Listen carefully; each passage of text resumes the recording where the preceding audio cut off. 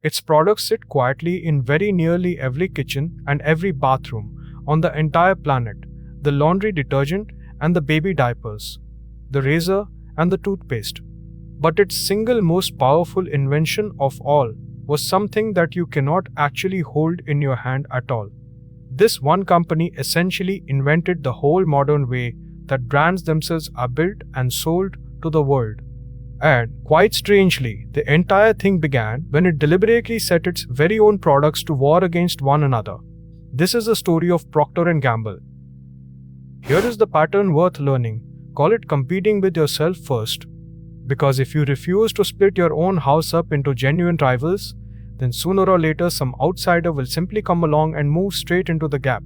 So you must deliberately let your own products compete against each other and hand each one to an owner who is fully responsible for its bond with the customer. Because the brand relationship and not the physical product is the real and lasting asset. So travel back to the year 1931. A young executive at the company is handed a struggling bar of beauty soap called Kamai, and he is simply told to go and sell it. But he keeps slamming over and over into one very strange wall. Kamai's single fiercest competitor is not some rival company's soap at all. It is Ivory, Procter & Gamble's very own flagship brand. The company, in other words, was quietly busy fighting its own self. And so he sat down and wrote a short internal memo. His argument was radical. Stop treating all of these soaps as one single, undifferentiated pile of product.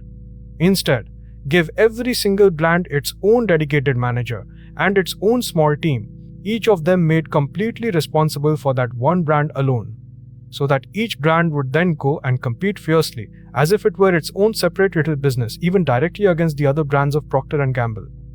And here, quite clearly, was the fork in the road. The conventional wisdom of the day was perfectly obvious. Soap is soap, so just sell the stuff by the ton, keep it all wonderfully efficient, and above all, never ever allow two of your own products to fight one another.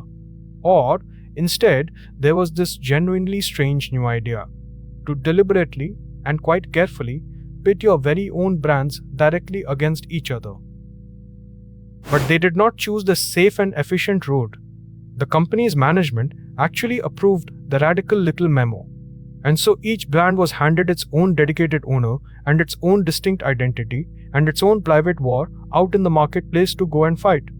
The whole modern discipline of brand management had, in that very moment, quietly been born.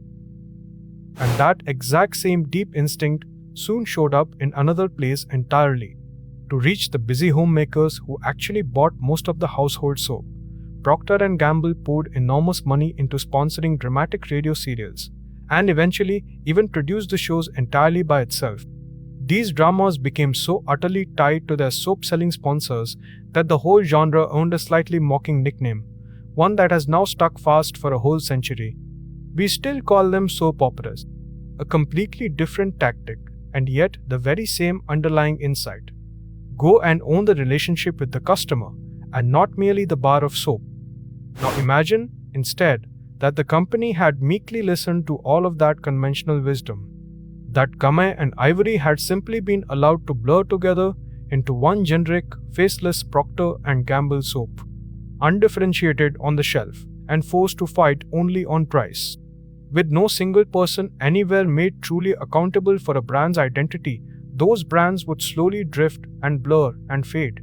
And the rivals, the great soap houses of the age, would have been the ones to define what each category even meant. Procter & Gamble would have ended up a low-margin maker of commodities, forever reacting to everybody else's brands, instead of the company that quietly wrote the entire rulebook. Because instead, that one-shot memo grew into an entire, enduring discipline. The powerful idea of a single dedicated manager, wholly devoted to one brand, spread first through the whole of the company and then outward through the whole of the industry. And decades later, remarkably, that very same idea became the direct ancestor of the product manager role, the one that now sits right at the very heart of the technology world. And so today, Procter & Gamble stands as the largest maker of everyday household goods anywhere on earth. It posts tens of billions of dollars in sales every single year across around 65 leading brands, all organized into 10 everyday categories. And its products quietly touch the lives of billions upon billions of ordinary people every single day that passes. Look back then at the real shape of the whole thing. This company did not ultimately win simply by making a better bar of soap than everybody else could manage. It won because it grasped, earlier and more deeply than anyone, that the brand itself, that quiet little bond sitting inside the customer's own head, was the true product all along. And because it was brave enough to let its own brands fight so that no rival could ever squeeze into the space between them. So here is the lesson worth keeping. The thing that you actually sell is very rarely the thing that you truly own.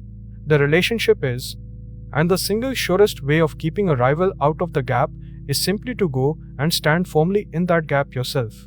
So ask yourself, honestly, where in your own work could you begin to compete against your very own success, quietly and deliberately, long before somebody else out there decides to come and do it for you?